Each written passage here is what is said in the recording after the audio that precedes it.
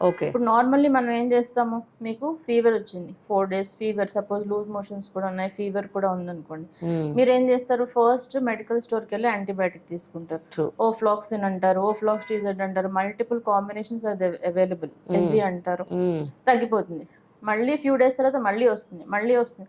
అలా వస్తూ ఉంటుంది ఫీవర్. మీకు రీజన్ అర్థం కాదు. హ్మ్. మీరు హాస్పిటల్‌కి వెళ్ళి అడ్మిట్ అవుతారు. హ్మ్. వెళ్ళినప్పుడు నేను బ్లడ్ కల్చర్ అంటే 2 చేతుల నుంచి బ్లడ్ శాంపుల్ తీసి ల్యాబ్‌లో దాన్ని గ్రో చేయడానికి ట్రై చేస్తాం. Okay. That will not grow because you are already expose to antibiotic. మీరు యాంటీబయాటిక్ తీసేసుకున్నారు కాబట్టి హ్మ్. బ్యాక్టీరియా కొంచెం కొంచెం చనిపోయింది, కొంచెం వీక్ అయింది, కానీ కంప్లీట్‌గా చనిపోలేదు. హ్మ్. సో కొన్ని రోజులు మీరు తీసుకున్నప్పుడు అది తగ్గింది. తర్వాత దానికి గ్యాప్ వచ్చినప్పుడు అది కంప్లీట్‌గా తగ్గలేదు కాబట్టి మళ్ళీ అది మల్టిప్లై అవ్వడం స్టార్ట్ చేసింది. అంటే ఇంకా స్ట్రాంగ్ అయిపోయింది.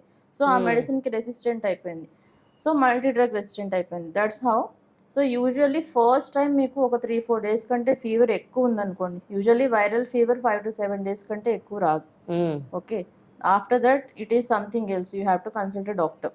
సో అలా ఎక్కువ ఫీవర్స్ వచ్చి లేకపోతే ఏదైనా వేరే ఇన్ఫెక్షన్స్ ఎక్కడి నుంచైనా పస్ వస్తుంది, నార్మల్‌గా పడిపోయారు, కాలు నుంచి పస్ వస్తుంది, లేకపోతే ఏదైనా సర్జరీ అయింది, పస్ వస్తుందంటే యూజువల్లీ పబ్లిక్ ఏం చేస్తారంటే ఇలా యాంటీబయాటిక్స్ వాడుతూ ఉంటారు. అలాంటి టైంలో మనం కల్చర్ చేసినప్పుడు will not be able to identify bacteria. ఎందుకంటే మీరు తీసుకున్నారు, అది గ్రో అవ్వట్లేదు. ఐడెంటిఫై అవ్వకపోతే what will do, will give further high and antibiotics. అలా యాంటీబయాటిక్ ఇస్తూ ఉంటాం.